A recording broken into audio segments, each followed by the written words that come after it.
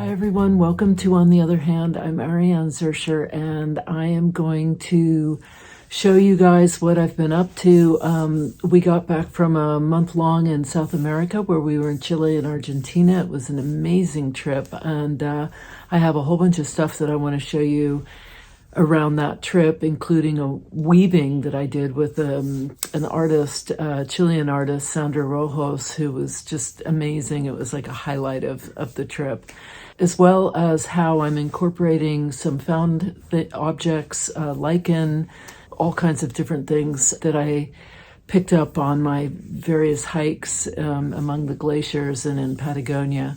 So I will turn you around and we can get started. If you have something to stitch with, start stitching with me. I always find stitching to be incredibly, I should preface that, not always, but I often find that stitching can be incredibly healing and calming when my nervous system is sort of on high alert. I say that with an addendum, which is that there have been times when things have been so tough emotionally that stitching actually did not bring me solace. And so wherever you are, if it is or isn't, you're good, you know. I really had to give myself permission to not stitch for a long time. As many of you who followed me know, there was like a year and a half where I just couldn't. It was just too much, and I had to do a lot of other work. If anyone's struggling, I hear you.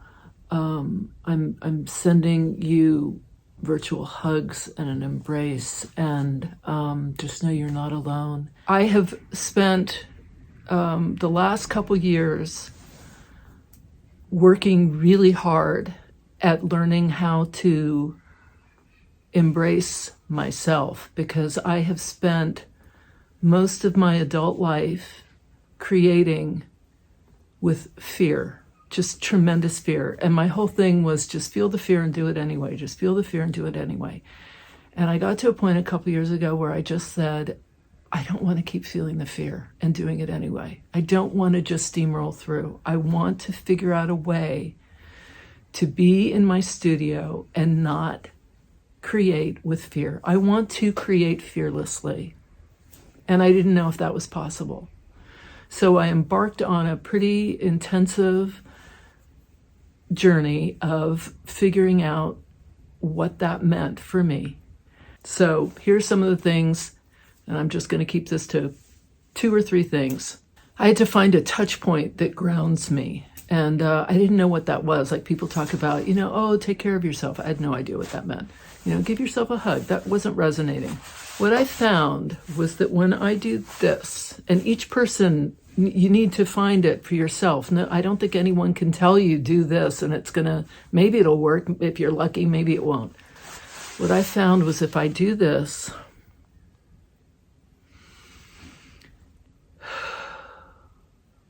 this grounds me. This reminds me that I am worthy. And it reminds me that I love myself. I have to love me. And if I don't love me, then things are really, really unstable and fragile. And, so find a touch point that grounds you. That was one of my number 1 things. Another thing that's really been helpful for me, and again, this is what helps me. Everybody has different things. And if you found all the things that help you, that is awesome. And just go with that. I embrace that. I'm cheering you on. For me, there were a lot of things other people did that just didn't resonate. I have to cheer myself on. I have to say things to myself like, I got you. You've got this. You're strong. You can do this. If I do something and I'm like working on my, on my stitching, I'll say to myself, look at you. Look at you. Look at you. I love that. If I make a mistake, I'm not going to beat myself up for it. I am human. It is human to make mistakes. I forgive myself. I forgive myself. Okay, so those are just a few things. The other is self-care. There's some really basic things. Bathe. Maybe that seems crazy, but when I am really, really feeling horrible, I don't want to, bathing is not something that just instantaneously seems to be like a good idea. I have to remind myself, you must bathe. I must brush my teeth. I need to floss. I need to keep good care of this body. I also need to keep good care of this mind. And that's where the art comes in, whether it's looking at art, creating art. If you're someone who is just like, I can't, I embrace that. Whatever is going on for you, if it's creating, wonderful. If it's not creating, wonderful. We have to find what's working for us. I embrace that, and I embrace you in trying to find that for yourself. That's it. That's my spiel. You can stop with the fast forward. We're going to turn around, and I'm going to start doing some of the stitching and show you some of the other stuff that I'm up to. So you can see I'm playing around here with different ideas. Trying to sort of figure out how I might want to arrange this. I kind of like this going into here, and then this sort of mimicking. I kind of wish this, but it doesn't. So, but I could do something like that. Let's see. Where I'm giving this a little more play, you know. And I like this, so I don't want to cut that off. But this thing is also getting bigger and bigger, and I was hoping to have it sort of, I had this idea that I was going to go small. So much for that. I don't know. It's still pretty, you know, it's relatively small compared to what I usually do, but it's getting bigger and bigger, and I don't know. I'm not sure about that. So this is the other piece that came off of this whole thing. I kind of like this, but maybe what I'll do is I'll just get some of this cheesecloth and put it on independently. Now maybe what I do is I just grab a little bit of this and put a little swatch of it.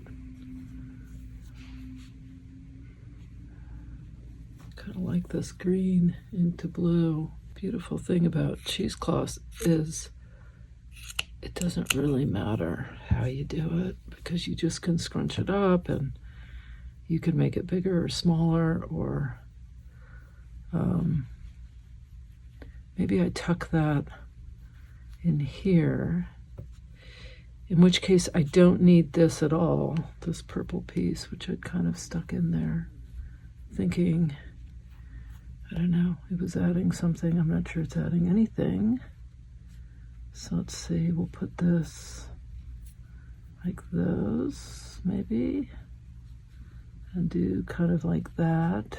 I think I want it more like that.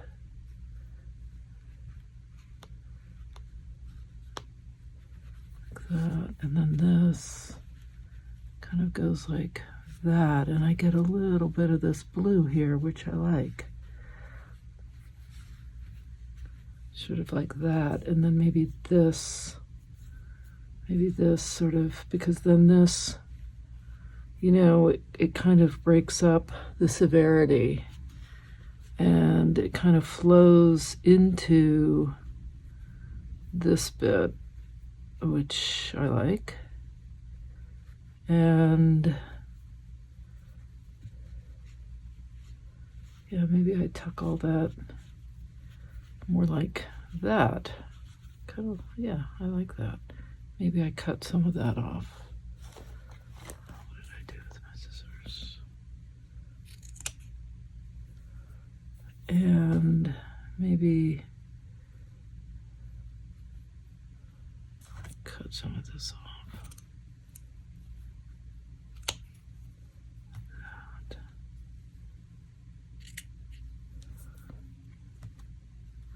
So that it's sort of that way. Let's see, I added this little bit of t-shirt. I kind of like that. I have this guy over here. It's a piece of cork, and I kind of cut it up into stripes. And maybe what I do is this is going to go kind of like this, and then it'll just kind of go off the edge. And maybe I just see a little bit of it. Maybe I just don't use all of it like that, you know? And this part's going to get cut off. Or the other idea was that I take this and I put it up here, which maybe I do that. Because I've got a lot of these round shapes here. And maybe what I do is I do this. And I need to add something here. I'm not sure what.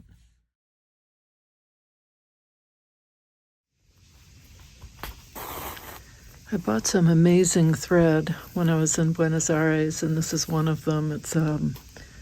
It's bamboo and some other stuff, which I can't quite figure out. But in any case, I really like it. So I'm stitching along here. This is the watercolor I did. And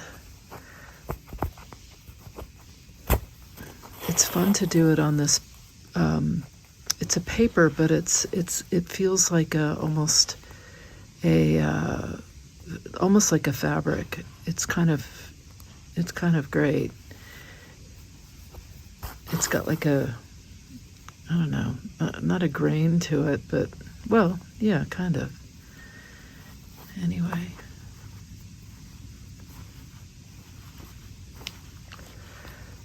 The only thing is, it's a little tricky to stitch through. That's okay.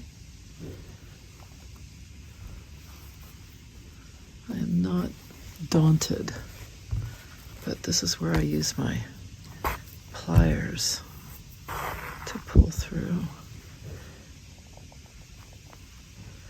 So this piece is really such a great example of the things that I like to do when I'm traveling. So I did these watercolors and then cut them up and added them to other things. This is some roving that I bought in Buenos Aires. This thread I bought in Bergen while we were in Scandinavia, Norway. This is some old rusted rope that I found while hiking in the glaciers up in El Calafate in Argentina. This is lichen that I got in Torres del Paine in Chile. And some more lichen. This I actually picked up in the Lake District in Chile, Villarrica. And it's just so much fun to, find things in nature and add them. I've got some twigs and sticks that I brought as well. I have some other, this also is some cool, I can't remember what it is, but I'm going to stitch with that as well. I have so much stuff that I brought back. I didn't really do any other shopping other than threads and wools and fiber. And then the found objects, which is always so much fun. As you can see, I need to do some cleanup. I have no workspace available at all. That is my workspace. Much of this was done because I had my kitty, my Grandkitty here, and I had to put stuff in bags and hide stuff because he was going after the wool, and there was wool everywhere. I had to show you this. Kitty found my thread, which wasn't so hard to find. This was actually at one point looked like this. This is some linen that I bought in Bergen, at one of the many lovely thread shops there in Norway. And this was just all over the place. This is actually pretty tame compared to some of the threads that he, that he just, like, the whole place was just covered in balls of thread. I'd gone out, my husband was out, nobody was here, and we came home, and it was like just an absolute, it was like if you could make a horror film with thread, just, creepy music, that's what I came home to. So I'm trying desperately to wind all this stuff up onto these. I obviously need to clear my space. I have no space. But there I am. There's my piece that I'm busily working on. A little early morning self-care when I can't sleep, which is often these days.